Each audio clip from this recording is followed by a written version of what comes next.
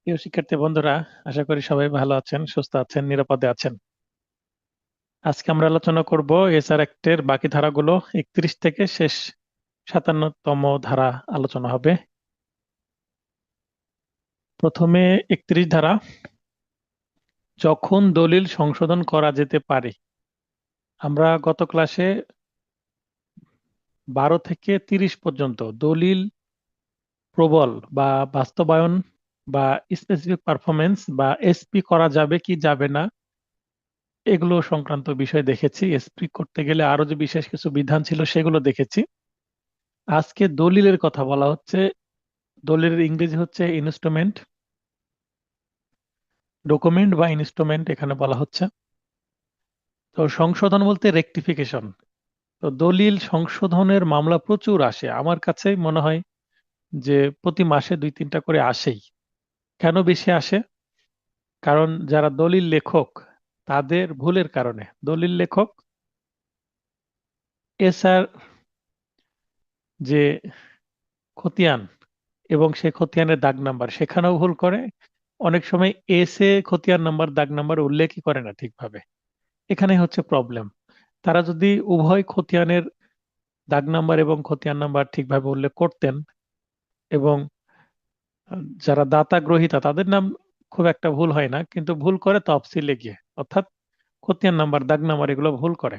অনেক সময় বুঝতে পারে না, দলিলের লেখা বুঝতে পারে না, অথবা কোনো জায়গায় ভুল থাকলেও তারা ওটাকে গুরুত্ব দেয় না। When instrument may be rectified, কখন করা যাবে?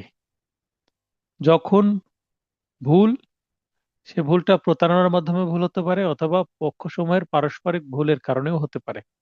মানে ভুল হয়েছে, এক পক্ষ প্রতারণা করেছে, যে যিনি দাতা তিনি প্রতারণা করতে পারেন বা যিনি গ্রহীতা তিনি প্রতারণা করতে পারেন, অথবা পারস্পরিক ভুল, মানে উভয় পক্ষেরই হয়তোবা কোনো ভুল হয়েছে দলিলে, সেই ভুলের কারণেই দলিলে কোনো সাংঘাতিক ভুল চলে আসছে। তাহলে দলিল অবশ্যই সংশোধন করতে হবে। কোনো চুক্তি বা লিখিত দলিল পক্ষসমূহের উদ্দেশ্য ব্যক্ত করে না। তো যদি এমন ভুল হয় যে ভুল করলে কি উদ্দেশ্যে দলিলটা করা হলো সেটাই অর্থহীন হয়ে যায়, তাহলে অবশ্যই দলিলটা কি করতে হবে? সংশোধন করতে হবে। যে কোনো পক্ষ সংশোধন করতে পারে, অর্থাৎ যিনি সংশোধনের জন্য আদালতে আসবেন তিনি বাদী হয়ে আসবেন। তাহলে যে কোনো পক্ষই বাদী হয়ে মামলা করতে পারবে দলিল সংশোধনের জন্য। যে কোনো পক্ষ বলতে এই যে দলিলে উল্লেখিত যে ব্যক্তিদের নাম, যেমন দাতা গ্রহীতা দুইজন থাকতে পারে বা একাধিক দাতা থাকতে পারে, একাধিক গ্রহীতা থাকতে পারে। তাহলে দাতা গ্রহীতা দুইজন ব্যক্তিও হয়ে যেতে পারে, আবার একাধিক ব্যক্তিও হয়ে যেতে পারে। আবার বাটোয়ারা মামলা, বাটোয়ারা যে দলিল সেখানে অনেকগুলো পক্ষ হতে, প্রথম পক্ষ, দ্বিতীয় পক্ষ, তৃতীয় পক্ষ, যত ওয়ারিশ আছে সবগুলোই পক্ষ হতে পারে। তাদের স্বার্থ সংশ্লিষ্ট প্রতিনিধি দলিল সংশোধন করে নিতে মোকদ্দমা রুজু করতে পারে। মোকদ্দমা রুজু হচ্ছে মামলা ফাইলিং, সিভিল সুট ফাইলিং এর কথা বলা হচ্ছে। তাহলে দলিল সংশোধন শুধুমাত্র, যে শুধু আদালত দ্বারা দলিল সংশোধন করা যায় এটা মনে রাখবেন, কারণ দলিল সংশোধন অন্য কোথাও করা সম্ভব না, শুধুমাত্র আদালতের মাধ্যমে। কোনো রেজিস্ট্রি করা দলিল হোক সেটাও আদালতের মাধ্যমে, আনরেজিস্টার্ড দলিল হলেও আদালতের মাধ্যমে সেটা সংশোধন করতে হবে। আবার আপনাদের মনে হতে পারে যে দলিল তো রেজিস্ট্রি করে দিল সাব রেজিস্টার, তাহলে সাব রেজিস্টারের মাধ্যমে দলিল সংশোধন করা যেতে পারে কি? না, সাব রেজিস্টার মাধ্যমেও দলিল সংশোধন করা যাবে না। যদি মানে ভুল হয়ে যায় দলিলে, তাহলে সেটা অবশ্যই আদালতের মাধ্যমে ডিক্রি নিয়ে মামলার মাধ্যমে সংশোধন করতে হবে। শর্ত হচ্ছে যদি আদালত সুস্পষ্টভাবে দেখতে পায়, যে কি দেখতে পান আদালত, আদালতের অবজারভেশন এরকম যদি হয় যে দলিল প্রণয়নের ক্ষেত্রে প্রতারণা, ভুল বা উদ্দেশ্য নিরূপণে অক্ষম এই ধরনের কোনো সমস্যা তৈরি হয়েছে, তাহলে আদালতের ইচ্ছাধীন ক্ষমতা বলে, তার মানে 31 ধারায় আদালত যে দলিল সংশোধন দিবেন সেটাও আদালতের ডিসক্রিশনারি পাওয়ার বা ইচ্ছাধীন ক্ষমতা। যতদূর পর্যন্ত পক্ষসমূহের অর্জিত অধিকার হস্তক্ষেপ না করে ততদূর পর্যন্ত সংশোধন করা যাবে। অর্থাৎ কারো যদি অধিকার কম বেশি হয়ে যায় তাহলে তো সে মানবে না সেটা, এবং সেটা ন্যায় বিচারও হবে না। যতদূর পর্যন্ত তৃতীয় পক্ষ অর্থাৎ নিরপেক্ষ পক্ষ কর্তৃক সরল বিশ্বাস এবং মূল্যের বিনিময়ে সংশোধন করতে পারে ততদূর পর্যন্ত দলিলটি সংশোধন করবে যেন দলিলের উদ্দেশ্য ব্যক্ত হয়। এখানে তৃতীয় পক্ষ বলতে কিন্তু আদালতকে বোঝানো হচ্ছে। সংশোধনের আহ, সংশোধন প্রদানের শর্ত মানে সংশোধনের ডিক্রি প্রদানের শর্ত হচ্ছে একপাক্ষিক সঠতা, সঠতা মানে প্রতারণা, কিংবা দ্বিপাক্ষিক ভুল। তাহলে একটা দলিলে ভুল আসে হয়তোবা এক পক্ষ কোনো সঠতা বা প্রতারণা করেছে, ছলনা করেছে, চালাকি করেছে, অথবা দুই পক্ষের কোনো আন্ডারস্ট্যান্ডিং এ ভুল ছিল, তাই দ্বিপাক্ষিক ভুল হয়েছে বা পারস্পরিক ভুল হয়েছে। এই দুইটি কারণে অ্যাকচুয়ালি দলিল সংশোধন করা হয়। উদাহরণস্বরূপ, বাড়ি সংলগ্ন তিনটি গুদামের একটির স্থানে তিনটি প্রতারণামূলকভাবে চুক্তিতে উল্লেখ করা। একজন একটি বাড়ি বিক্রয় করছে, বাড়ির সাথে গুদামও বিক্রয় করছে, গুদাম ঘর বা গোডাউন আছে তিনটি। এখন একটি বাড়ি বিক্রয় করবে এবং একটি গোদাম বিক্রয় করবে, কিন্তু যিনি ক্রয় করছেন তিনি দলিল লেখককে চালাকি করে বলে দিয়ে বলেছে যে একটি গোদাম ঘরের কাছে তিনটি যেন লিখে দেয়। তাহলে কি যে দাতাস তিনি ক্ষতিগ্রস্ত হচ্ছেন, যিনি বিক্রেতা, আর যিনি ক্রেতা তিনি চালাকি করছেন এখানে। তাই এখানে তিনটি কেটে যখন ততক্ষণ না একটি করা হচ্ছে ততক্ষণে দলিলের কোনো মানে কার্যকারিতা তখন সমস্যা সৃষ্টি হতে পারে। অপরপক্ষ নিশ্চয়ই বাধা দিবে বা তিনটা দিবে না গোদাম গোদাম ঘর বা গোডাউন, তাহলে একটি পজিশন ছেড়ে দিবে বা দখল ছেড়ে দিবে, বাকি দুইটা তো দিবে না, তখন সমস্যা সৃষ্টি হবে, তখন আদালতে মামলা হবে। বিবাহ সম্পর্কিত চুক্তি, 5,000 টাকার বার্ষিক বৃত্তির কোনো অংশেই সত্ত্ব নিয়োগের কোনো অধিকার নেই, এই ধরনের যদি কোনো সমস্যা সৃষ্টি হয় তাহলে দলিল সংশোধন করে সেই সমস্যা সমাধান করা যাবে। 32, দলিল সংশোধন বিষয়ে এটাও পক্ষসমূহের অভিপ্রায় সম্পর্কে অনুমান। এখানে একটা প্রিজাম্পশন আছে, presumption as to intent of parties. তাহলে আদালত লিখিত চুক্তি সংশোধনের উদ্দেশ্যে আদালত অবশ্যই নিশ্চিত হবেন যে চুক্তির সকল পক্ষের অধিকার সুষম ও সুবিচারমূলক চুক্তি সম্পাদন করা, এটা হচ্ছে চুক্তির উদ্দেশ্য। তখন যদি এই সুষম বা সুবিচারমূলক কোনো চুক্তি যদি হয়ে না থাকে তাহলে সংশোধন করে দিবেন। আর এই সংশোধনের ক্ষেত্রে অনুমান করবেন যে আসলে এটা সংশোধন করার দরকার আছে কিনা। এই 30 সংশোধনের কথা বলা হচ্ছে সংশোধনের মূল নীতিসমূহ, প্রিন্সিপালস অফ রেকটিফিকেশন। আদালত অনুসন্ধান করতে পারে, কি অনুসন্ধান করবেন আদালত? দলিলে অভিপ্রায় কি, মানে একটা দলিল যে তৈরি করা হলো সেটা দাতা এবং গ্রহীতার উদ্দেশ্য বা মনের ইচ্ছা কি ছিল দলিলটা করার, বৈধ ফলাফল কি আশা করা হয়েছিল, মানে এই দলিল করার ফলে বাস্তবে কি পরিবর্তন হবে। মনে করেন একটা কাবিননামাও তো একটা দলিল, কাবিননামা তৈরি করার উদ্দেশ্য কি? একটা হাজবেন্ড একটা ওয়াইফ, একটা নারী একটা পুরুষ একসাথে বসবাসের উদ্দেশ্যে হাজবেন্ড ওয়াইফ হিসেবে বসবাস করবে, এটাই তো তাদের উদ্দেশ্য ছিল। তো কাবিননামা তৈরি করার পরে তারা একসাথে বসবাস করছে কিনা এটা দেখতে হবে। শুধুমাত্র এগুলোর ব্যাপারে অনুসন্ধান সীমিত থাকবে না, এই দুইটি ক্ষেত্র ছাড়াও আদালত ইচ্ছে করলে পরিস্থিতি বিবেচনায় মামলার ফ্যাক্টের উপর নির্ভর করে আরো অনুসন্ধান করতে পারবেন। 34, এটাও সংশোধন সংক্রান্ত ধারা।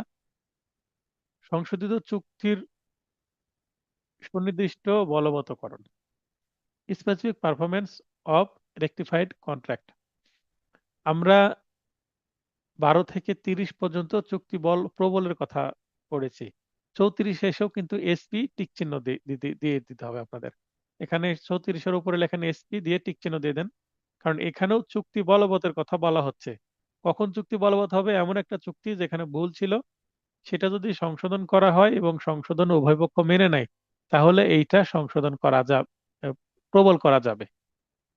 লিখিত চুক্তি প্রথমে সংশোধন হতে পারে বাদী কর্তৃক আর্জিতে প্রার্থনা করা হলে ও তা আদালত যুক্তিসঙ্গত মনে করলে পরবর্তীতে তার সুনির্দিষ্ট বলবৎ করা যেতে পারে। তার মানে একটি মামলাতেই দলিল সংশোধন চাওয়া হয়েছে প্লাস চুক্তি প্রবল চাওয়া হয়েছে, মানে একটি মামলাতে দুইটি প্রার্থনা, 2 in 1। একটি দলিল সংশোধন করে দেন ইওর অনার, এবং দলিল সংশোধন হওয়ার পরে এটা কার্যকর করে দেন। তার মানে এখানে চুক্তি প্রবলের যে বিষয় সেটাও চলে আসছে। আর মানে ফার্স্ট রেকটিফিকেশন তারপরে স্পেসিফিক পারফরমেন্স। 35, নতুন বিষয়, প্রেসিশন। যখন বিচার পূর্বক রদ করা যায়, দলিল রদ। when rescission may be adjust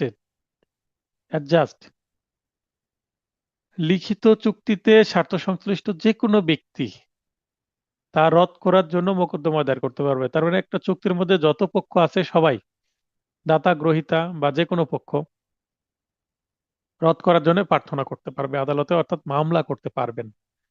shadow করা আছে মানে ইতিপূর্বে এখান থেকে প্রশ্ন আসছে, যেখানে চুক্তি বাতিলযোগ্য বা বাদী কর্তৃক সমাপনীয় বা অবসানযোগ্য, সেখানে কিন্তু চুক্তি রদের প্রার্থনা করে।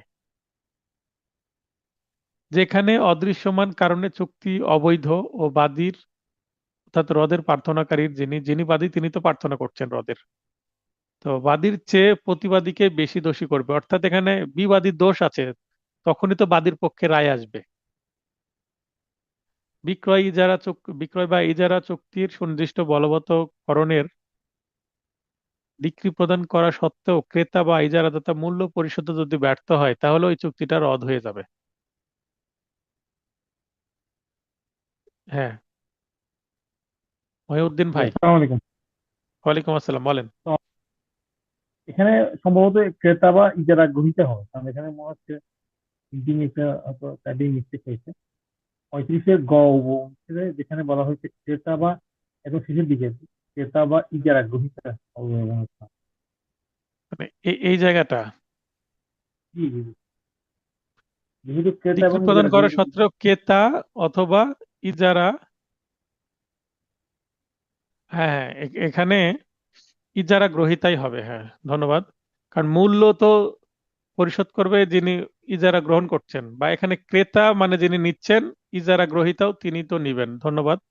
তাহলে এইটা আপনারা এই দাতাটাকে কেটে আপনারা গ্রহীতা করে নেন। তারপরেও আমি আবার বিয়ার একটা দেখে কনফার্ম করে দিচ্ছি, আমার সেটাই মনে হচ্ছে, ধন্যবাদ ভাই।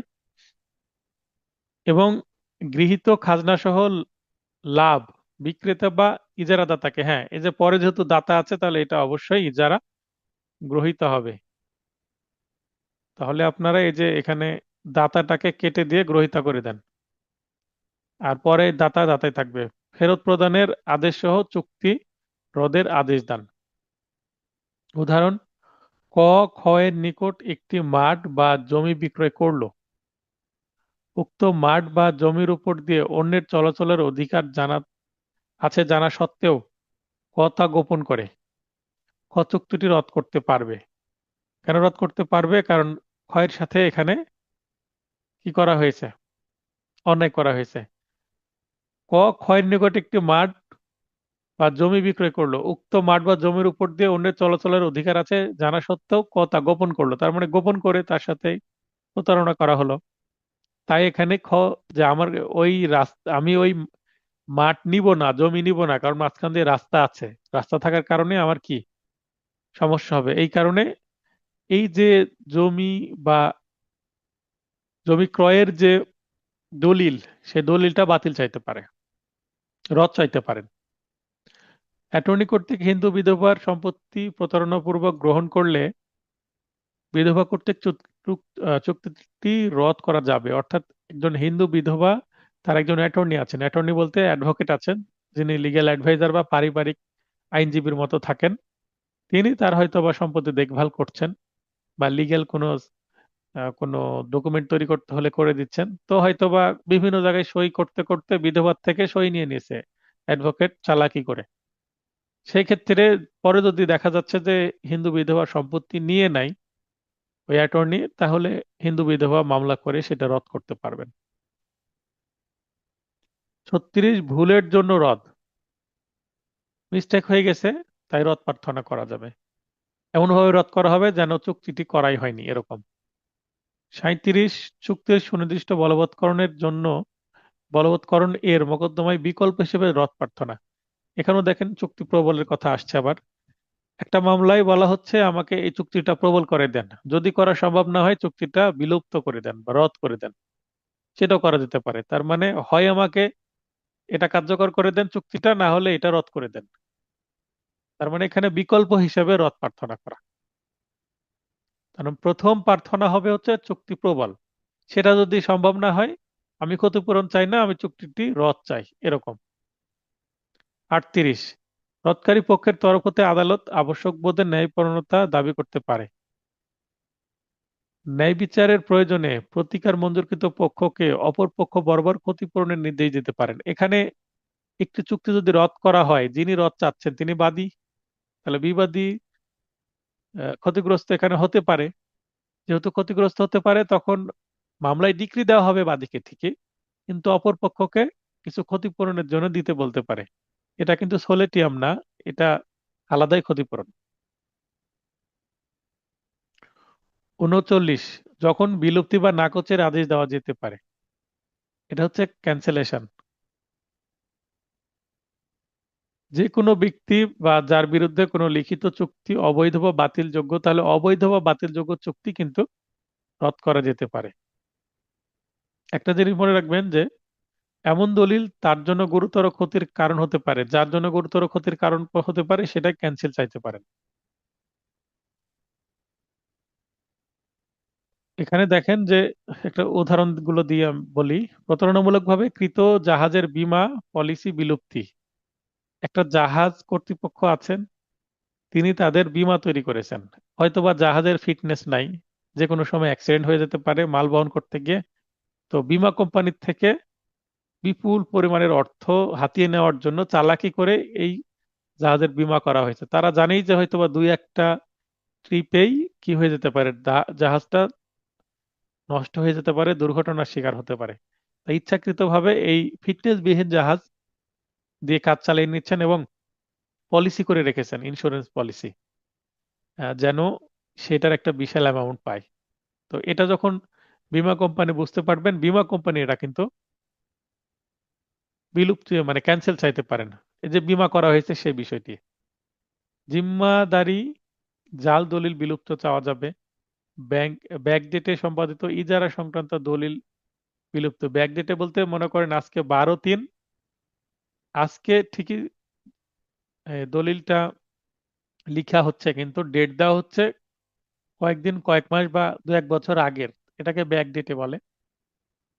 জাহাজ ক্রয় বাবদ প্রদত্ত হুন্ডি সমূহ বিলুপ্ত চাওয়া যেতে পারে। তার মানে হুন্ডি যেহেতু অবৈধ একটা জিনিস, তো এই হুন্ডি এক ধরনের চুক্তি, এটাও কিন্তু বিলুপ্ত চাইতে পারে। এখানে কিছু কথা লেখা আছে, এটা গুরুত্বপূর্ণ, পড়ে নেবেন। দলিল বিলুপ্তি বা নাকচ শুধুমাত্র বাতিল ও বাতিলযোগ্য দলিলের ক্ষেত্রে কিন্তু প্রযোজ্য। আর দলিল বাতিল আরম্ভ থেকে কিন্তু বাতিল। যদি বাতিল দলিল হয়, ভয়েড ইনস্ট্রুমেন্ট, তাহলে সেটা যেদিন তৈরি হলো সেদিন থেকেই বাতিল।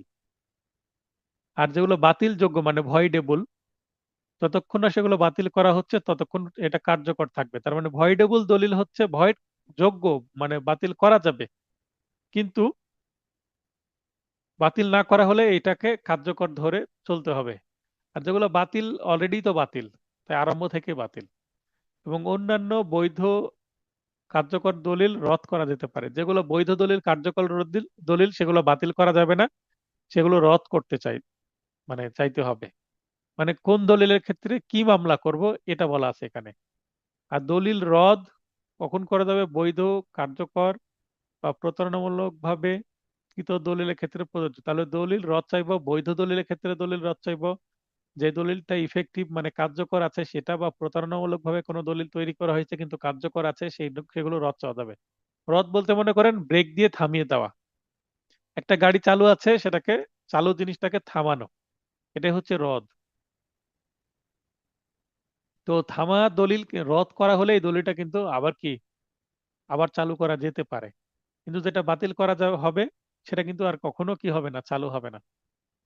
40, যে দলিল আংশিকভাবে বিলুপ্ত বা নাকচ করা যেতে পারে। এখানে আংশিক বিষয় কখন বাদ দেওয়া যাবে? যে ক্ষেত্রে একটি দলিল বিভিন্ন অধিকার বা বাধ্যবাধকতার সাক্ষ্য হয়। অর্থাৎ একটা দলিলে যদি একাধিক তফসিল থাকে, একাধিক জমি নিয়ে যদি দলিল হয়, এই দাগে কিছু জমি, এই দাগে কিছু জমি, তো এই ধরনের একাধিক যদি তফসিল থাকে একটা দলিলের মধ্যে, তো একটা বাতিল হয়ে গেল, একটা থাকলো, এরকম হতে পারে।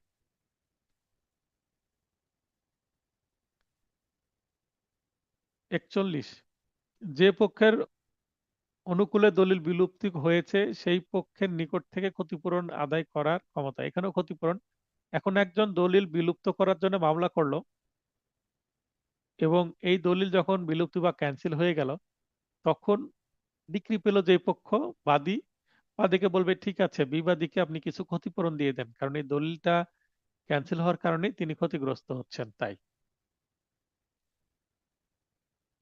42 খুবই গুরুত্বপূর্ণ, এখান থেকে মামলা আসে, সরি হ্যাঁ মামলাও আসে বাস্তবে অনেক, আবার প্রশ্ন আসে, এমসিকিউ রিটেনও আসে। মর্যাদা, অধিকার বা পদ ঘোষণার ক্ষেত্রে আদালতের ইচ্ছাধীন ক্ষমতা। এই যে শ্যাডো করা আছে, এটা আসে প্রশ্ন। Any person entitle to any legal character or to any right as to any property may institute a suit। আইনানুগ পরিচয় বা সম্পত্তির সত্ত্বের অধিকারী ব্যক্তি তা অস্বীকারী ব্যক্তির বিরুদ্ধে ঘোষণা মামলা করতে পারে। ঘোষণার মামলা কখন হয়? আমার একটা সম্পত্তি আছে, অপরপক্ষ মানছে না যে এটা আমার সম্পত্তি, না এটা আপনার সম্পত্তি না, এটা আমার, বা এটা আমার ভাইয়ের, এটা আমার বাবার, মানে আমার যে সম্পত্তি, সেই সম্পত্তির যে মালিক আমি, এটা অন্য পক্ষ অস্বীকার করছে এবং এই সম্পত্তি নিয়ে নেওয়ার বা আমাকে বেদখল করার চেষ্টা করছে, তখনই আমাকে 42 ধারায় মামলা করতে হবে। যদি আমাকে অলরেডি বেদখল করে দেয়, তাহলে 42-এর সাথে 8 ধারা যুক্ত করতে হবে। আবারও বলি, শুধুমাত্র এই দখল মানে বেদখল করার চেষ্টা করছে, তাহলে 42 ধারা করলেই হবে, বেদখল না হওয়া পর্যন্ত 42 ধারা করে একটা টেম্পোরারি ইনজাংশন নিয়ে নিতে হবে, যেন মামলা চলাকালীন কোনো ঝামেলা না করে। আর যদি অলরেডি বেদখল হয়ে যায়, তাহলে 42-এর সাথে 8 ধারায় মামলা করতে হবে, অথবা 9 ধারাতেও মামলা করা যেতে পারে। আদালত ইচ্ছাধীন ক্ষমতা বলে পরিচয় বা সত্য ঘোষণা করতে পারবেন। এখানেও তাহলে ইচ্ছাধীন, তাহলে মামলা করলে যে ডিগ্রি পাওয়া যাবে তা না, আদালতের যদি মনে হয় তাহলে তিনি ইচ্ছাধীন ক্ষমতা বলে কিন্তু ডিক্রি দিতে পারেন। শর্ত বা ঘোষণার সাথে অতিরিক্ত প্রতিকার দাবি করার সুযোগ থাকলে, তা না করা হলে আদালত অতিরিক্ত প্রতিকার প্রদান করবেন না। অর্থাৎ যদি সত্য ঘোষণায় চাওয়া হয়, কিন্তু সাথে যদি বেদখল হয়ে গেছে, বেদখল ফিরিয়ে বা দখল ফিরিয়ে দেওয়ার জন্য আর প্রার্থনা থাকলো না, একাধিক প্রার্থনা বা বিকল্প প্রার্থনা বা অতিরিক্ত প্রার্থনা যদি না থাকে, তাহলে কিন্তু মামলা ফেল করতে পারে। মানে আমি বেদখল হয়ে গেছি, আমি শুধু সত্য ঘোষণা চাইলাম, তাহলে আদালত বলল ঠিক আছে এটা আপনার, কিন্তু আমাকে ওই দখলটা ওই বিবাদীর কাছ থেকে ফিরিয়ে দিল না, তাহলে মামলা করে লাভ কি? আমার তো দখলও ফিরে আসতে হবে, না হলে ওই সম্পত্তি যদি আমি ভোগ করতেই না পারি, মামলা করে কোনো লাভ আছে? ঘোষণামূলক মামলার কোর্ট ফি হচ্ছে 300 টাকা নির্ধারিত বা ফিক্সড কোর্ট ফি। উদাহরণ: যে জমির বৈধ দখলদার ওই জমির উপর দিয়ে পার্শ্ববর্তী গ্রামের বাসিন্দাগণ যাতায়াতের অধিকার দাবি করে, সত্য ঘোষণার ডিক্রি পেতে পারে। এটা 23 সালের প্রশ্নে এসেছিল। এই উদাহরণটা তুলে দিয়ে এটা কি মামলা করতে হবে? সত্য ঘোষণার বা ঘোষণার মামলা। উদাহরণে, সরি, অপশনে ঘোষণা শব্দটা ছিল, তাই ঘোষণাটা হাইলাইট করা হয়েছে। আচ্ছা, ঘোষণামূলক মামলাকে আরো কি মামলা বলে? বিজ্ঞাপনী মামলা বলে, ডিক্লারেশন শুট বলে। 43 ঘোষণার ফলাফল। ঘোষণামূলক মামলায় যদি আদালত ডিক্রি দিয়ে দেয়, ঘোষণা দিয়ে দেয় যে হ্যাঁ এটা অমুকের সম্পত্তি। সোহেল ভাই। আসসালামু আলাইকুম স্যার। হ্যাঁ, ওয়ালাইকুম আসসালাম, বলেন ভাই। স্যার, এখানে স্যার আমরা 300 টাকা কোর্ট ফি, কিন্তু যখন 842 করবো তখন স্যার আমরা কত টাকার কোর্ট ফি, আমরা তখন কি অ্যাড ভ্যালোর মূল্যায়নের তখন পর দিতে হবে না? অ্যাড ভলোরাম চলে যাবে তখন। জি স্যার, থ্যাংক ইউ। যেহেতু 8 ধারা আসছে, অ্যাড ভলোরাম দিতে হবে তখন। আর জি শুধু স্যার। 42 হলে 300 টাকা, আর যদি 42-এর সাথে 8 হয় তাহলে অ্যাড ভলোরাম দিতে হবে, তখন আর 300 টাকা দিতে হবে না। মানে তখন ওই 8 ধারার কারণে 42 ধারাটা ফ্রি হয়ে যাবে। ঠিক আছে? জি স্যার। মানে হুম। যেখানে অ্যাড ভলোরাম দেওয়া হয় সেখানে আর 300 টাকার ফিক্সড কোর্ট ফি দেওয়ার প্রয়োজন হয় না। আচ্ছা, আপনার যেহেতু নয়েজ নয়েজ হচ্ছে না, লাইনে থাকতে পারেন আপনি। সরি, দুঃখিত, মিউট করে দিছে আপনাকে ভুল করে। আচ্ছা, ঘোষণার ফলাফল, ইফেক্ট অফ ডিক্লারেশন। এই যে ঘোষণামূলক ডিক্রি দেওয়া হলো বা ঘোষণার একটা আদেশ দিল আদালত, তাহলে সেটা ফলাফল কি হবে? আদালত প্রদত্ত ঘোষণা অবশ্য পালনীয়, সেটা আদালত কোনো কিছু বললে সেটা পালন করবে না তা কি হয়? শুধুমাত্র মোকদ্দমার পক্ষসমূহ, তাহলে এই যে ঘোষণা ক্ষয়ের বিরুদ্ধে ঘোষণা মামলা করলো, তাহলে এটা ক্ষয়ের জন্য বাধ্য হবে। এবং এখানে গ, ঘ এরকম বিবাদী যদি আরো থাকে, প্রত্যেকের উপরে বাধ্যকর হবে। এবং তাদের মাধ্যমে দাবিরত ব্যক্তি, মনে করেন যে রহিম করিমের বিরুদ্ধে মামলা করে ঘোষণামূলক ডিক্রি পেলেন, এখন করিমের ওপর বাধ্য করে এটা। এবং করিম যদি মৃত্যুবরণ করে, তাহলে তার যত ওয়ারিশ আছে সবার উপরে বাধ্যকর হয়ে যাবে সম্পত্তিটা, কারণ সম্পত্তি তখন চলে যাবে কি করিমের ওয়ারিশদের কাছে। তার মানে এখানে করিমের মাধ্যমে দাবিরত ব্যক্তি হচ্ছে করিমের ওয়ারিশগণ, স্ত্রী, সন্তান, বাবা মা, যারা যারা সম্পত্তি পাবে তারা, মানে ওই সম্পত্তি যাদের কাছে যাবে তাদের কাছেই। কোনো পক্ষ জিম্মাদার হলে, জিম্মাদার যদি বেঁচে তাহলে জিম্মাদার যদি বেঁচে থাকতেন, তাহলে বেঁচে থাকলে যাদের জিম্মাদার হতেন তাদের জন্য প্রদত্ত ঘোষণার অবশ্য পালনীয়। মনে করেন যে জিম্মাদারকে বিবাদী করা হয়েছে, বিবাদী করার পর জিম্মাদার যদি মারা যান, তাহলে তো আর জিম্মাদারকে দায়ী করা যাচ্ছে না বা বাধ্য করা যাচ্ছে না সেটা মানতে, কারণ তিনি মারা গেছেন, মৃত ব্যক্তিকে কিভাবে বাধ্য করা যাবে? কিন্তু এই জিম্মাদার আছে মানে একটা ট্রাস্ট সম্পত্তির তিনি জিম্মাদার, এবং যাদের কল্যাণে ট্রাস্টটা করা হয়েছে তাদেরকে বেনিফিশিয়ারি বলে। তো এখানে ওই বেনিফিশিয়ারি এই ডিক্রি, ঘোষণামূলক ডিক্রি দ্বারা কি হবেন? বাধ্য হবেন।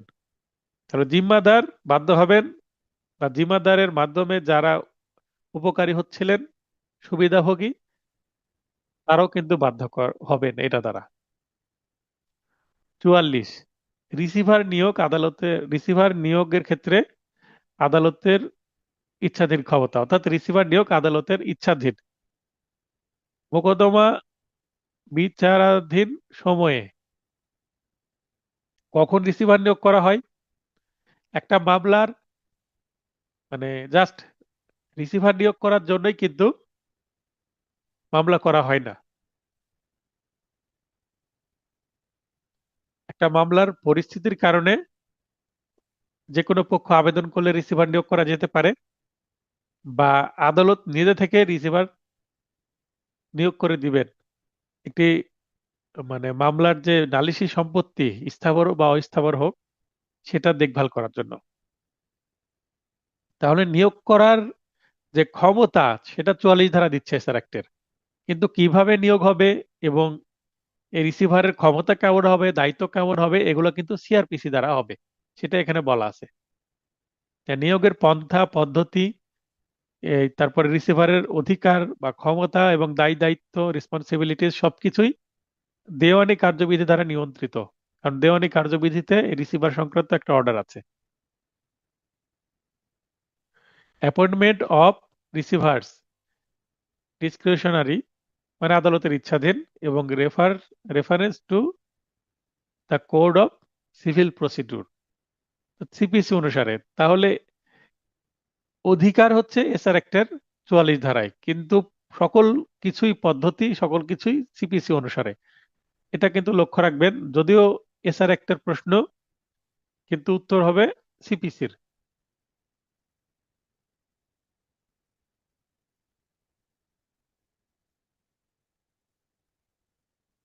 একটা প্রশ্ন পড়ে দিই।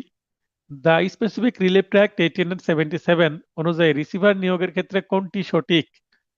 20 সালের প্রশ্ন। দেখেন প্রথমে আইনের নাম খুব সুন্দর করে ইংরেজিতে দিয়ে দিয়েছে, তাহলে এটা পড়ে আপনার কি মনে হচ্ছে? এটা এসআর অ্যাক্ট থেকে প্রশ্ন এসেছে, কারণ এখানে এসআর অ্যাক্টের নাম লিখে দিয়েছে। আচ্ছা, এখন আপনার স্পেসিফিক রিলিফ অ্যাক্টের অধীনে রিসিভার নিয়োগের কোনো সুযোগ নাই, এটা তো হবে না, কারণ কোনটি সঠিক বলেছে, সঠিক নয় তো আর বলেনি। তাহলে আমরা 44 ধারা একটু আগে পড়লাম যে রিসিভার নিয়োগ করা যায়, তার মানে এটা ভুল। গ নম্বর, রিসিভার নিয়োগে আদালত তার ইচ্ছাধীন ক্ষমতা প্রয়োগ করতে পারে না, আমরা কিন্তু অলরেডি দেখেছি যে ইচ্ছাধীন, ডিসক্রিশনারি। রিসিভার নিয়োগ করবে কি করবে না আদালতের ইচ্ছাধীন, তার মানে এটাও সঠিক নয়। রিসিভার নিয়োগের পদ্ধতি স্পেসিফিক রিলিফ ট্যাক্স দ্বারা নিয়ন্ত্রিত, এখানে দেখেন একটা শব্দ কি দিয়ে দিয়েছে, পদ্ধতি। তো পদ্ধতি কি এছাড়া একটা বলা আছে কোথাও? বলা নাই। এছাড়া একটা হচ্ছে একটি তত্ত্বগত আইন, এটি পদ্ধতিগত আইনই নয়। তাহলে পদ্ধতি কোথায় যেতে হবে? এছাড়া একটা যেহেতু সিভিল নেচারের আইন, তাহলে এছাড়া একটা সাপোর্টে কোন আইন আছে? সিপিসি। হ্যাঁ, শামসুজ্জামান ভাই, লাইনে আসেন।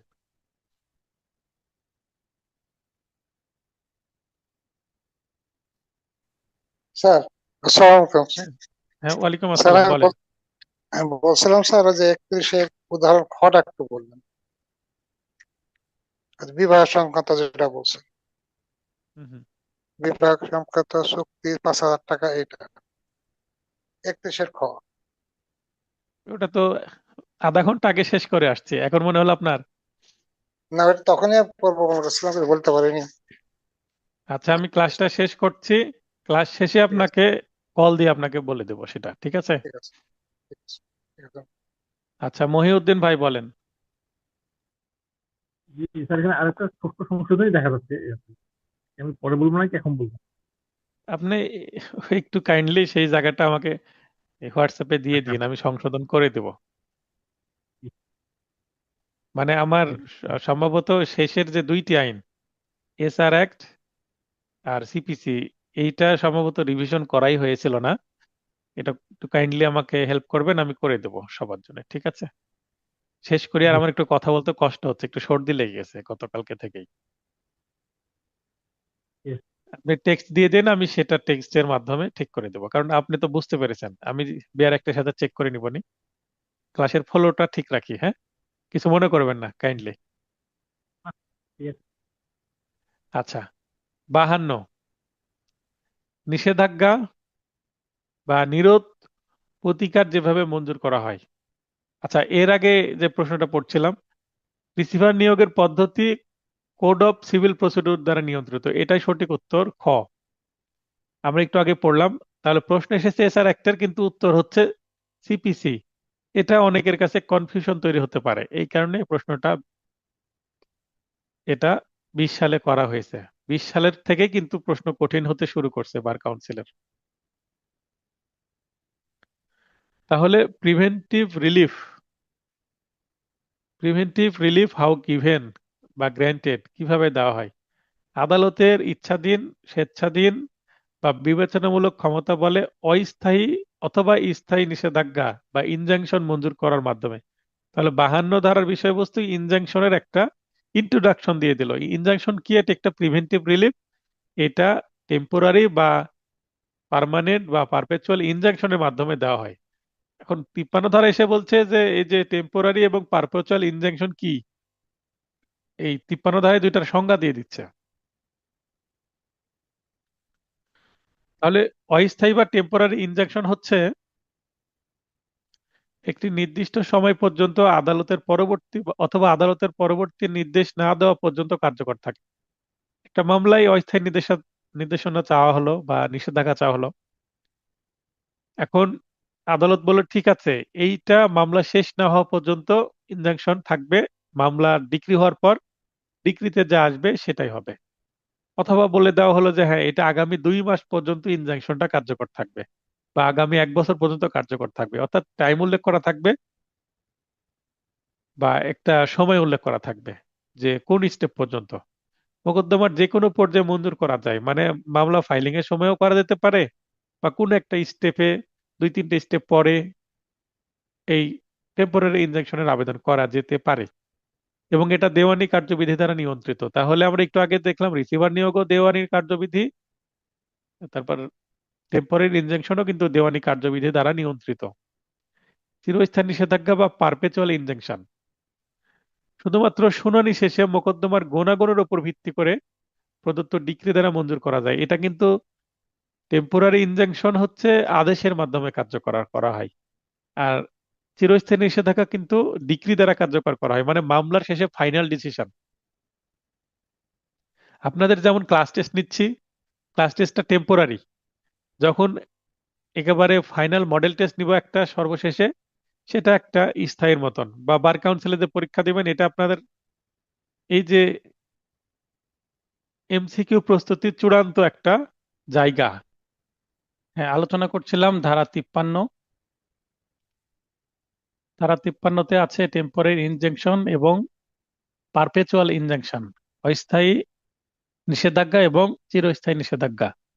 বলা হচ্ছে চিরস্থায়ী নিষেধাজ্ঞা হচ্ছে মামলার শেষে, মানে যখন রায় হবে তখন রায়ের ডিক্রির মাধ্যমে শুধুমাত্র দেওয়া যাবে, অর্থাৎ ফাইনাল যেটা সেটাই হচ্ছে চিরস্থায়ী। এর মাধ্যমে প্রতিবাদী বা বিবাদীকে, বিবাদীর অপর নামই হচ্ছে প্রতিবাদী, তাহলে প্রতিবাদীকে বা বিবাদীকে স্থায়ীভাবে বা চিরস্থায়ীভাবে বিরত থাকার নির্দেশ দেওয়া হয় এমন একটি অধিকার প্রয়োগ হতে অথবা এমন একটি কাজ করা হতে। 54, চিরস্থায়ী নিষেধাজ্ঞা যখন মঞ্জুর করা হয়, পারপেচুয়াল ইনজাংশন হোয়েন গ্র্যান্টেড। এই অধ্যায় দশমের বিধান মতে, অর্থাৎ দশম অধ্যায়ের বিধান মতে আবেদনকারীর সপক্ষে বিরাজমান বাধ্যবাধকতা, সেটা প্রকাশ্য হোক বা অপ্রকাশ্য হোক, সেই বাধ্যবাধকতা বা অব্লিগেশন ভঙ্গ করার নিরোধ করার উদ্দেশ্যে চিরস্থায়ী নিষেধাজ্ঞা মঞ্জুর করা যেতে পারে। চুক্তির ফলে উদ্ভূত বাধ্যবাধকতা দ্বিতীয় অধ্যায়ের বিধান দ্বারা নিয়ন্ত্রিত। সোহেল ভাই। আসসালামু আলাইকুম স্যার, আপনার অন্তর্বর্তীকালীন নিষেধাজ্ঞা স্যার ওটা আপনার কোনটা হয়েছে, কোথায় হবে? অন্তর্বর্তীকালীন নিষেধাজ্ঞাটাই হচ্ছে টেম্পোরারি ইনজাংশনের মাধ্যমেই দেওয়া হয়। জি স্যার। অন্তর্বর্তীকালীন নিষেধাজ্ঞা কখনো পারপেচুয়াল হয় না, সেটা টেম্পোরারিটাই। মানে টেম্পোরারিটা যখন একটা নির্দিষ্ট সময়ের জন্য দেওয়া হচ্ছে তখন টেম্পোরারিরই আরেক নাম হচ্ছে ইন্টারিম। অন্তর্বর্তীকালীন। হ্যাঁ, ইন্টারিম বা অন্তর্বর্তীকালীন, মানে একটা নির্দিষ্ট সময় পর্যন্ত চলবে তাই। জি স্যার। 54, যখন প্রতিবাদী বাদীর সম্পত্তির অধিকারে অনধিকার হস্তক্ষেপ করে বা হস্তক্ষেপের হুমকি দেয় তখন আদালত নিম্নোক্ত ক্ষেত্রসমূহে চিরস্থায়ী নিষেধাজ্ঞা মঞ্জুর করতে পারেন। এখানে কয়টি ক্ষেত্রে? এখানে লিখে রাখেন 5টি ক্ষেত্রে, এই যে এখানে দেওয়া আছে। প্রতিবাদী বা বাদীর জন্য সম্পত্তির, প্রতিবাদী যখন বাদীর জন্য, অর্থাৎ বিবাদী যখন বাদীর জন্য সম্পত্তির জিম্মাদার, এই যে বিষয়গুলো আমরা এর আগেও দেখেছি। অধিকার লঙ্ঘনের ফলে কৃত বাস্তব বা সম্ভাব্য ক্ষতি নির্ণয়ের মানদণ্ড নেই, তো মানদণ্ড নিয়ে আমরা এর আগে দেখেছি। অধিকার লঙ্ঘনের জন্য আর্থিক ক্ষতিপূরণ দ্বারা পর্যাপ্ত প্রতিকার দেওয়া যাবে না, আমরা 12 ধারাতে কিন্তু এগুলো দেখেছি, আবার 11 ধারাতেও দেখেছি। অধিকার লঙ্ঘনের জন্য আর্থিক ক্ষতিপূরণ পাওয়া যাবে না, যেহেতু আর্থিক ক্ষতিপূরণ পাওয়া যাচ্ছে না, মানদণ্ড নাই বা পর্যাপ্ত না, তাহলে বাধ্য হয়ে কিন্তু আদালত কি করে, চুক্তি প্রবলের ডিক্রি দেয় 12 ধারায়। আর এখানে বাধ্য হয়ে তখন আদালত কি করবেন, যে যেহেতু টাকা পয়সা দিয়ে কাজ হচ্ছে না, ক্ষতিপূরণ দিয়ে কাজ হচ্ছে না, তাহলে চিরস্থায়ী নিষেধাজ্ঞাটাই দিয়ে দিই। তার মানে যেমন চুক্তি প্রবল যে যে শর্তে দেয় সেই একই শর্তে কিন্তু চিরস্থায়ী নিষেধাজ্ঞার যে ডিক্রি সেটা আদালত মঞ্জুর করবেন। তবে এখানে 4টি না, 12তে আমরা 4টি ক্ষেত্র দেখেছি, কিন্তু এখানে 54তে একটি ক্ষেত্র যুক্ত করা হয়েছে। বিচার বিভাগীয় কার্যধারা জটিলতা নিবারণের জন্য চিরস্থায়ী নিষেধাজ্ঞা যদি প্রয়োজনীয় হয়, মানে আরো কোনো ক্ষেত্র যেখানে মানে মামলা করে জাস্ট জটিলতায় বাড়বে, সময় শুধু কিল হবে, মামলা সমাধান হবে না, এবং এইটা বিচারকের জন্য যেমন কষ্টের কারণ হবে, উভয় পক্ষের জন্য কষ্টের কারণ হবে। এই কারণে মামলা দীর্ঘায়িত না করে আদালত চিরস্থায়ী নিষেধাজ্ঞার ডিক্রি দিয়ে দিবেন। ব্যাখ্যা হচ্ছে এই ধারার উদ্দেশ্য অনুযায়ী ট্রেডমার্ক কিন্তু সম্পত্তি বলে গণ্য হবে। এই লাইনটা তুলে দিয়ে বলতে পারে এটা কত ধারার বিষয়বস্তু, যে কত ধারার ব্যাখ্যার উদ্দেশ্য, মানে কত ধারার উদ্দেশ্য মতে ট্রেডমার্ক হচ্ছে সম্পত্তি বলে গণ্য হবে, সেটা 54 ধারায় বলা আছে স্যার একটা। 55, বাধ্যবাধকতামূলক বা বাধ্যতামূলক নিষেধাজ্ঞা, ম্যান্ডেটরি ইনজাংশন। যখন একটি বাধ্যবাধকতা ভঙ্গ করার জন্য একটি নির্দিষ্ট কাজ সম্পাদন আবশ্যক হয় যা আদালতের মাধ্যমে কার্যকরী করার যোগ্য, তখন আদালত তার ইচ্ছাধীন ক্ষমতা বলে তা রোধকল্পে এবং সাথে প্রয়োজনীয় কাজ সম্পাদনে বাধ্য করার জন্য বাধ্যতামূলক নিষেধাজ্ঞা মঞ্জুর করে থাকেন। তাহলে আমরা কি পাচ্ছি? নিষেধাজ্ঞা মূলত তিন প্রকার: অস্থায়ী, স্থায়ী এবং বাধ্যতামূলক নিষেধাজ্ঞা। বাধ্যতামূলক নিষেধাজ্ঞা হচ্ছে একটি নির্দিষ্ট কাজের জন্য নিষেধাজ্ঞা, যে এই রহিম করিমের বাড়ির যে জমি একেবারে একটুকু জমি না ছেড়ে বাউন্ডারি ওয়াল নির্মাণ করছে, তাহলে বাউন্ডারি ওয়াল ভেঙে ফেলার জন্য করিম রহিমের বিরুদ্ধে মামলা করলো, সেক্ষেত্রে জাস্ট ওয়াল ভাঙার জন্য নিষেধাজ্ঞাটা দিবে। অর্থাৎ নির্দিষ্ট পারপাস ফুলফিল করার জন্য এই ম্যান্ডেটরি ইনজাংশন দেওয়া হয়। এটা টেম্পোরারিও না, আবার ম্যান্ডেটরিও না। এখন কেউ যদি একটা কাজ কন্টিনিউয়াসলি করতে থাকে, তাহলে তাকে হয়তো বা ম্যান্ডেটরি ইনজাংশন সেটা পারপেচুয়াল দিয়ে দিতে পারে। তারপরে ম্যান্ডেটরিটা আবার কিন্তু পারপেচুয়ালও হতে পারে, টেম্পোরারি বেসিসেও হতে পারে। কিন্তু এটা কিন্তু একটা নির্দিষ্ট কাজের জন্য, অর্থাৎ সাবজেক্ট ম্যাটারের উপর ভিত্তি করে কিন্তু টেম্পোরারি ইনজেকশন দেওয়া হয়, সরি ম্যান্ডেটরি ইনজেকশন দেওয়া হয়। আর এখানে টেম্পোরারি এবং পারপেচুয়াল বা পার্মানেন্ট এটা কিন্তু সময়ের একটা বিষয়, আর ম্যান্ডেটরি কিন্তু সময়ের বিষয় না, কাজের বিষয়। মানে কাজের বিষয়, কোন কাজের উপরে কোন কাজে নিষেধাজ্ঞা দেওয়া হচ্ছে সেটা। মানে এখানে টাইমটা ম্যাটার না। আর টেম্পোরারি আর পার্মানেন্টের ক্ষেত্রে কিন্তু কাজও ম্যাটার করে, কোন কাজে নিষেধাজ্ঞা, এবং টাইমটাও মানে ম্যান্ডেটরি, মানে টাইমটাও কম্পালসারি সেখানে উল্লেখ করা। আর ম্যান্ডেটরির ক্ষেত্রে টাইম উল্লেখ করার দরকার নেই, যে কাজের জন্য ওই কাজটা করলেই হলো। 56, নিষেধাজ্ঞা যখন প্রত্যাখ্যান বা নামঞ্জুর করা হয়, তাহলে আমরা এর আগে 5টি ক্ষেত্রে দেখলাম যে পার্মানেন্ট ইনজাংশন কখন মঞ্জুর করা হবে। আর এখানে পার্মানেন্ট ইনজাংশন কিন্তু মানে পার্মানেন্ট না, ইনজাংশনের কথাই বলছে, যে এই ক্ষেত্রে 11টি ক্ষেত্রে ইনজাংশনই দেওয়া হবে না। সেটা যে কোনো প্রকার ইনজাংশন দেওয়া হবে না এখানে। একটু আগে আমরা যে 3 প্রকারের ইনজাংশন দেখলাম, 3 প্রকারের কোনো প্রকারের ইনজাংশনই পাওয়া যাবে না 56 ধারায়, যদি না কার্যধারার পৌনঃপুনিকতা রোধকল্পে নিষেধাজ্ঞা প্রয়োজন হয়। মানে একই জিনিস বারবার বারবার বারবার করতে হচ্ছে, তখন আদালত বাধ্য হয়ে ইনজাংশন দিয়ে দিবেন। কিন্তু যদি বারবার কোনো বিষয় না আসে, সেক্ষেত্রে আর ইনজাংশন দিবেন না, নামঞ্জুর করে দিবেন, মানে প্রত্যাখ্যান করবেন, কারণ পৌনঃপুনিকতা আসছে না তাই। দেখেন এখানে যদি না লিখা আছে, তাই এই যে না থাকার কারণে পৌনঃপুনিকতা নাই। পৌনঃপুনিকতা যেহেতু নাই, তাই নিষেধাজ্ঞাও দিবে না। আর যখন পৌনঃপুনিকতা থাকবে, তখন জটিলতা তৈরি হবে। মানে একই কাজ বারবার, তারিখ পে তারিখ, একটা ডায়লগ আছে না, তখন এই ইনজেকশন দিয়ে ওই তারিখ বন্ধ করে দেওয়া হবে। অধীনস্থ নয় এমন আদালতের কার্যধারা স্থগিত রাখতে। উচ্চ আদালতে যে যদি বলি, নিম্ন আদালতের একটা কার্যক্রম স্থগিত করে দেন। হাইকোর্টে দরখাস্ত দিলাম, পিটিশন দিলাম, নিম্ন আদালতে একটি মামলা চলছে, এটা স্থগিত করে দেওয়া হোক, তাহলে হাইকোর্ট নিম্ন আদালতকে নির্দেশ দিতে পারে। মানে দাদা বাবা এবং আমাকে নির্দেশ দিলে বাবার কথা আমিও শুনবো, দাদার কথাও শুনবো। কিন্তু আমি যদি বাবাকে একটা কথা বলি, মানে নিম্ন আদালত যদি উচ্চ আদালতকে কোনো কিছু বলে, সেটা কিন্তু শুনতে বাধ্য নয় উচ্চ আদালত। কোনো ব্যক্তিকে আইন প্রণয়নকারী কর্তৃপক্ষের নিকট আবেদন করা হতে বিরত রাখতে। আমি একটা মামলা ইনজাংশন দিলাম যেন মিস্টার রহিম আমার বিরুদ্ধে মামলা করতে না পারে বা আমার বিরুদ্ধে কোথাও অভিযোগ করতে না পারে। তো এই ধরনের নিষেধাজ্ঞা কাউকে দিবে না, কারণ আপনি অন্যায় যদি করেন, আপনার বিরুদ্ধে অভিযোগ মানুষ করবে। আইনের আশ্রয় পাওয়ার অধিকার সবাই আছে, সবার আছে, এটা একটা তার মৌলিক অধিকার। মৌলিক অধিকার থেকে কাউকে বিরত রাখা যায় না।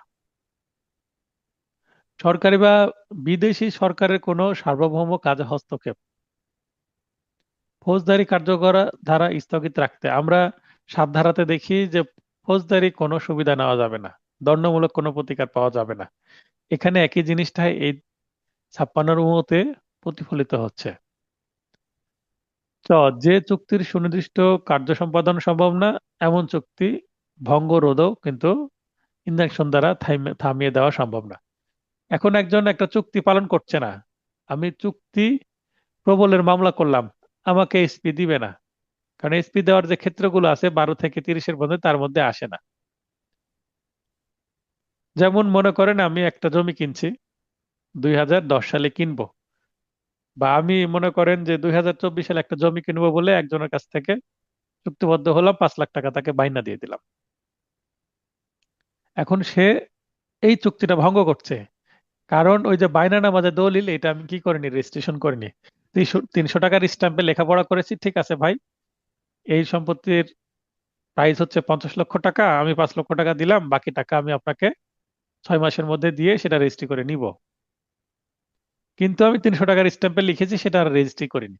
আচ্ছা, এখন সে 6 মাস পার হয়ে যাচ্ছে, আমি টাকা নিয়ে রেডি, আরো 45 লক্ষ টাকা, সে আর জমি দেয় না আমাকে। কি কারণে দেয় না সেই ভালো জানে। তো এখানে সে দিচ্ছে না, আমি যদি তার বিরুদ্ধে মামলা করি, তাহলে চুক্তি প্রবলের মামলা কার্যকর হবে না। 21 ধারা মতে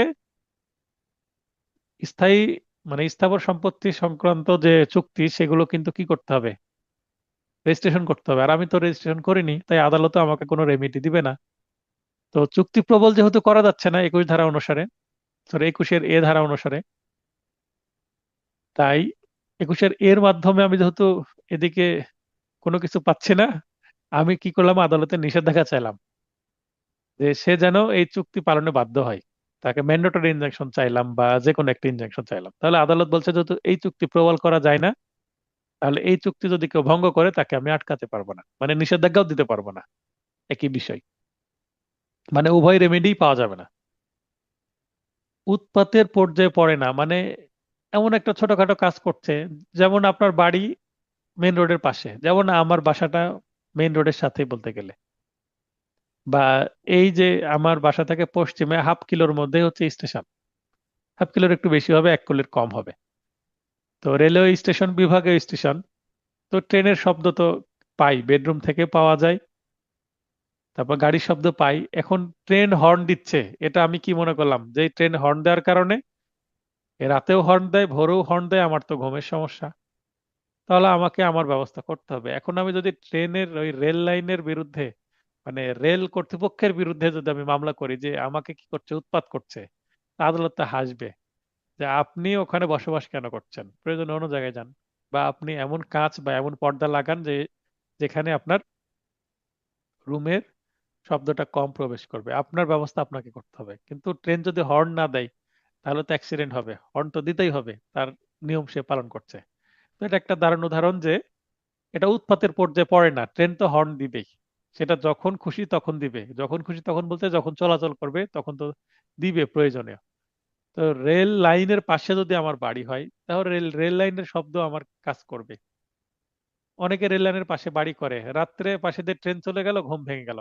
রেল লাইনের, সরি, রেল কোম্পানির বিরুদ্ধে যদি মামলা করা হয়, রেল কর্তৃপক্ষের বিরুদ্ধে মামলা করা হয়, তাহলে এটা উৎপাতের বিষয়টা নিয়ে আসলেও এটা তবু উৎপাতের অজুহাতে কোনো কাজে বিরতির জন্য যদি আমি চাই বা অন্য কেউ চাই, তাহলে রেল কর্তৃপক্ষের বিরুদ্ধে ইনজাংশন আদালত অবশ্যই দিবে না, কারণ এটা উৎপাত নয়।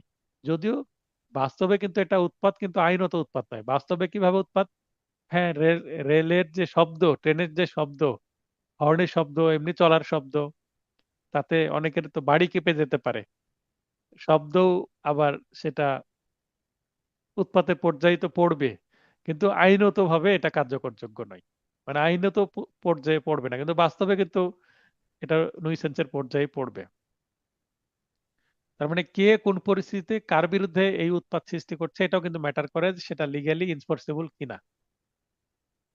বাদীর মৌন সম্মতি রয়েছে এমন ক্রমাগত লঙ্ঘন রোধে, মানে বাদীর বিরুদ্ধে কেউ কোনো কিছু করছে, অন্যায় করছে, কিন্তু বাদী কোনো কিছু বলে না। তাহলে যেহেতু বাদী কিছু বলে না, তার মানে মামলা করার কজ অফ অ্যাকশন তৈরি হয় না। আর যে মামলার কজ অফ অ্যাকশন নাই, সে মামলা চলবে না। জিম্মা ভঙ্গের জন্যে যখন অন্যভাবে সমপরিমাণ প্রতিকার সম্ভব, তখন অন্যভাবে প্রতিকার দিয়ে দিবে, নিষেধাজ্ঞায় কেন দিবে? যখন আবেদনকারী ও তার প্রতিনিধির আচরণ এমন হয় যে তা তাকে আদালতের সাহায্য হতে বঞ্চিত করে, আদালতে গেল, আদালতের সাথে ঝগড়া লাগাই দিল পার্টি, তারপরে অ্যাডভোকেট, কেন দিবেন না আপনি? আপনি দিতে বাধ্য। এইভাবে মেরিটে মামলার যে পয়েন্ট, সেই লিগ্যাল পয়েন্টে ফ্যাকচুয়াল যে রেলিভেন্ট যে কথাবার্তা না বলে, মানে সাক্ষ্য আইনকে ভঙ্গ করে আদালতের সাথে ঝগড়ায় যদি লিপ্ত হয়, আদালতের তো মন ভালো থাকলেও খারাপ হয়ে যাবে এবং সে মঞ্জুর করার জায়গায় নামঞ্জুর করে দিতে পারে। কারণ আদালতকে কি করতে হবে, সমীহ করতে হবে, সম্মান দিয়ে কথা বলতে হবে, না হলে প্রতিকার পাওয়া যাবে না। মনে করেন আপনি বাবা বা মায়ের কাছে কোনো কিছু চাচ্ছেন, আপনি হাই স্কুলে পড়েন বা কলেজে পড়েন বা ইউনিভার্সিটি লেভেলেই পড়েন বা এখন আপনি যে লেভেলে পড়েন, আপনি কারো কাছ থেকে কোনো কিছু যদি নিতে চান আপনাকে অনুরোধ করতে হবে। হাই স্কুলে থাকতে আপনার পিকনিকে যেতে হবে, পিকনিকের চাঁদা বাবার কাছ থেকে চেয়েছেন কিভাবে, অনুরোধ করেছেন না অর্ডার করেছেন?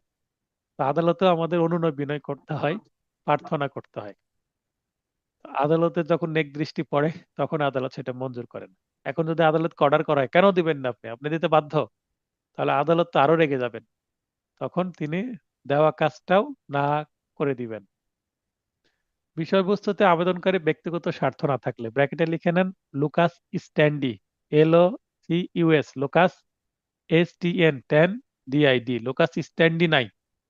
মানে কারো যদি কোনো সম্পত্তিতে বা কোনো মামলার বিষয়বস্তুতে সাবজেক্ট ম্যাটারের সাথে যদি ব্যক্তিগত সম্পর্ক না থাকে সাধারণত ইনজাংশন চেয়ে পাওয়া যাবে না। তবে এটার ব্যতিক্রম হচ্ছে PIL, পাবলিক ইন্টারেস্ট লিটিগেশন বা রিটের মাধ্যমে যে মামলাগুলো করা হয় সেগুলো। 57, নেতিবাচক চুক্তি পালন করার জন্য নিষেধাজ্ঞা। নেতিবাচক চুক্তিটা এখানে দেখেন, একটা উদাহরণ যদি দিই, যে ক্ষয়ের থিয়েটারে পরবর্তী 12 মাসের জন্য গান গাইবে এবং উক্ত সময়ে অন্য কোনো পাবলিক প্লেসে গান গাইবে না মর্মে এর সাথে চুক্তিবদ্ধ হয়। তাহলে এই ক্ষেত্রে নিষেধাজ্ঞা জারির মাধ্যমে কে অন্য কোনো পাবলিক প্লেসে গান গাইতে বিরত রাখা গেলেও থিয়েটারে গান গাইতে বাধ্য করা যাবে না। অর্থাৎ গান গাওয়াটা ব্যক্তিগত একটা যোগ্যতার বিষয়, আর এমন চুক্তি প্রবল করা যায় না। তার মানে এখানে আমরা যে 21 ধারাতে পড়লাম যে কারো যদি ব্যক্তিগত ইচ্ছা, একজন আরেকজনকে পছন্দ করতো, প্রেম করেছে কিন্তু বিয়ে করতে চাচ্ছে না, ছেলে মেয়ে উভয় অ্যাডাল্ট, তো ছেলেটাকে বা মেয়েটাকে বাধ্য করা যাবে না যে আমাকে বিয়ে করতে হবে, সে বিয়ে নাও করতে পারে। তো আবার একজন গান গাইতে চেয়েছিল, এখন সে গান গাইতে চাচ্ছে না, তো আমার এখানে আপনাকে গান গাইতেই হবে, এভাবে মামলা করে বাধ্য করা যাবে না, কারণ সেটা তার ব্যক্তিগত যোগ্যতার বিষয়। তার গলার সমস্যা হতে পারে বা তার চলাফেরা বা তার শারীরিক সমস্যার কারণে গান গাওয়ার মতো যে আর্টিস্টিক কাজটি বা শিল্পগত কাজটি সে নাও করতে পারে, এই সময় তার দ্বারা পারফর্ম নাও করে, তার সবই ঠিক আছে, ও তার ইচ্ছা করছে না, ইচ্ছার উপরও তো নির্ভরশীল। মনের মধ্যে যদি ফিল না থাকে, হয় কষ্ট থাকতে হবে না হলে আনন্দ থাকতে হবে, এমনিতে তো আর গান আসবে না। তো মনের মধ্যে আনন্দও নাই কষ্টও নাই, মন মরা হয়ে আছে, ডিপ্রেশনে ভুগছে কোনো ব্যক্তি, তো ডিপ্রেশনে থাকলে কিন্তু তার মধ্যে আর্টিস্টিক কাজ আসবে না, আসতে পারে কিন্তু সেটা হয়তো বা কোনো খুব বেশি যদি কষ্টের বিষয় থাকে, কষ্ট আর ডিপ্রেশন যদিও একটা আরেকটার সাথে জড়িত, কিন্তু কষ্ট থেকে অনেক শিল্পের জন্ম হতে পারে। কিন্তু মানুষ যখন ডিপ্রেশনে চলে যায় এটা একটা মানসিক ব্যাধি, এখান থেকে বের না হলে কিন্তু আর্টিস্টিক কোনো কাজ আসে না। কষ্ট মানুষকে শক্তি দিতে পারে, কিন্তু ডিপ্রেশন চলে আসলে শক্তিটাও নষ্ট হয়ে যায় এবং মানুষটা ধীরে ধীরে শেষ হয়ে যায়। তো এখানে দেখেন, তো ব্যক্তিগত যোগ্যতার বিষয়, তো ওই ব্যক্তিকে আমার এখানে গান গাইতেই হবে এভাবে মামলা করে বাধ্য করা যাবে না। কিন্তু নেগেটিভ মানে অন্য কোথাও যেন গান গাইতে না পারে, কি না, গান গাইতে না পারে, যে না পারে কথাটা আছে, না, না মানে তো নেগেটিভ, তো এটাকে বলা হচ্ছে নেগেটিভ চুক্তি পালন করার জন্য নিষেধাজ্ঞা। মানে আমার এখানে গান গাইতে পারছে না, সে বলছে ঠিক আছে, তাহলে ইওর অনার দেখবেন এই যে 12 মাস, এই 12 মাস সে যেন কোথাও পাবলিক প্লেসে গান গাইতে না পারে। আমার এখানে যেহেতু গান গাইতে পারবে না, আমি কোথাও তাকে এই 12 মাস গান গাইতে দিব না, বাসায় বসে থাকুক। তো এটা হচ্ছে নেগেটিভ, তার মানে আমি নিজেরটা না হলে অন্য কোথাও করতে দেব না, এটাই। আজকের আলোচনা এতটুকুই ছিল। যদি কোথাও কোনো অসঙ্গতি নোটে থাকে অনুরোধ করব একটু মেসেজ দিয়ে দিবেন আপনারা, আমি সংশোধন করে সবাইকে জানিয়ে দেব গ্রুপে। আর আজকের ক্লাসে যদি কোনো প্রশ্ন থাকে প্রশ্ন করবেন, সেটা আমি বুঝিয়ে দেওয়ার চেষ্টা করব।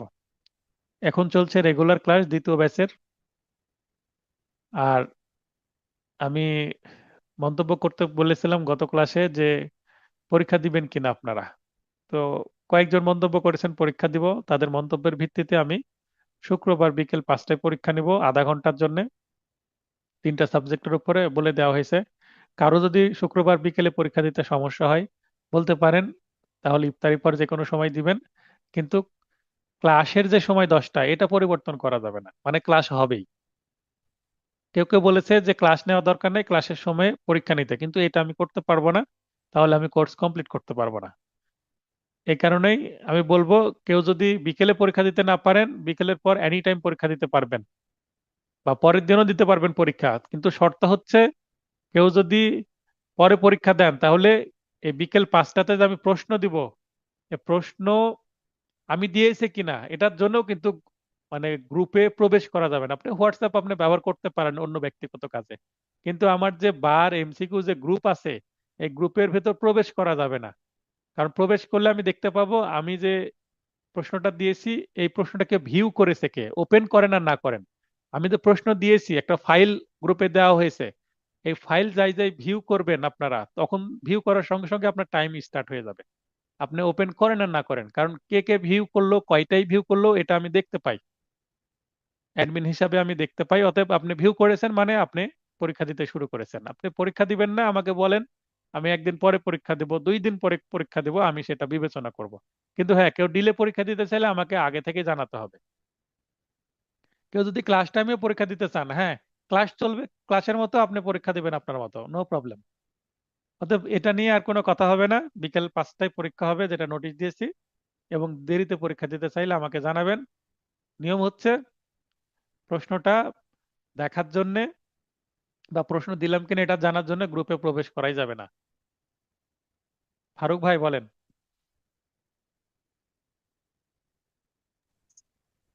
আসসালামু আলাইকুম। হ্যাঁ, ওয়ালাইকুম আসসালাম। আমার জিজ্ঞাসা ছিল যে 56 ধারার গ পয়েন্টটা থেকে কোনো ব্যক্তিকে আইন প্রণয়নকারী কর্তৃপক্ষের নিকট আবেদন করা হতে বিরত রাখা। এই আইন প্রণয়নকারী কর্তৃপক্ষ বলতে এটা কি পার্লামেন্টের সংসদ সদস্য থাকতে না স্যার, আইন আইন তৈরি করতেছে, আইন মন্ত্রণালয় করতেছে? আপনি কি হেডফোন লাগিয়ে কথা বলছেন না কিভাবে? আপনার কথা তো বোঝা যায় না। আমি এখন লাগাইনি। বিষয়টা হলো 56 ধারা যে কর যেটা আছে, যে কোনো ব্যক্তিকে আইন প্রণয়নকারী কর্তৃপক্ষের নিকট। আপনি মনে হচ্ছে 56 গ নিয়ে প্রশ্ন করতে চাচ্ছেন। কোনো ব্যক্তিকে আইন প্রণয়নকারী কর্তৃপক্ষের নিকট আবেদন করা হতে বিরত থাকতে। আইন প্রণয়নকারী কর্তৃপক্ষ কারা? পুলিশ, বা আইন প্রণয়নকারী কর্তৃপক্ষ আরো আছে, যেমন আপনি কোনো প্রোডাক্ট কিনলেন বাজারে, ভোক্তা অধিকারের কাছে আপনি আবেদন করতে পারেন। মানে যাদের কাছে আবেদন করলে কোনো লিগ্যাল অ্যাকশন নেওয়া হয়, তারাই হচ্ছে আইন প্রণয়নকারী কর্তৃপক্ষ। পুলিশ হতে পারে, র্যাব হতে পারে, এখন তো আর্মিও ম্যাজিস্ট্রেসি পাওয়ার আছে, সেটা হতে পারে, আদালত হতে পারে, নির্বাহী কোর্ট হতে, মানে যে কোনো কোর্টে, কিংবা আপনি ভোক্তা অধিকারের কোনো কর্তৃপক্ষের কাছে আবেদন করলেন, মানে যেখানে আবেদন করলে কারো বিরুদ্ধে কি নেওয়া হয়, অ্যাকশন নেওয়া হয়। আপনি একটা মেম্বারের কাছে আবেদন করলেন, একটা চেয়ারম্যানের কাছে আবেদন করলেন, একটা পৌরসভার ওয়ার্ড কাউন্সিলরের কাছে আবেদন করলেন, মেয়রের কাছে আবেদন করলেন, যারা একটা অ্যাকশন নেবে, লিগ্যাল অ্যাকশন নেবে, তো তাদের কাছে আপনি আবেদন করতে যেতে দিবেন না, তাকে বাধা দিবেন।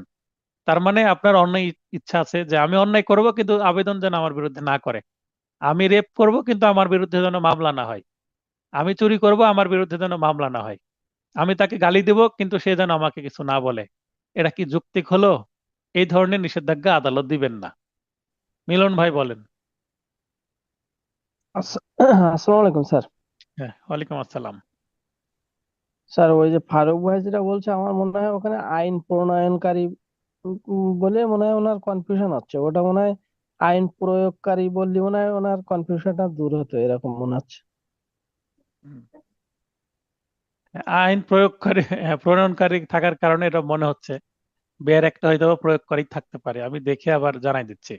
তবে আমি যেটা বললাম, প্রণয়নকারী আইন, এখানে বেয়ার প্রণয়নকারী আমি এখানে বেয়ার একটা দেখে সেটা আমি আবার ক্লিয়ার করে দিব গ্রুপে। হ্যাঁ, হয়তো বা প্রণয়ন করাই আছে তো, কিন্তু এখানে বোঝাচ্ছে পুলিশ বা কোর্ট যাদের কাছে গেলে একটা রেমেডি পাওয়া যায়। তা আমি কাউকে রেমেডির জি জন্য জি আবেদন করতেই দিব না। এই তো। জি জি দিব না, জি সেটা ঠিক।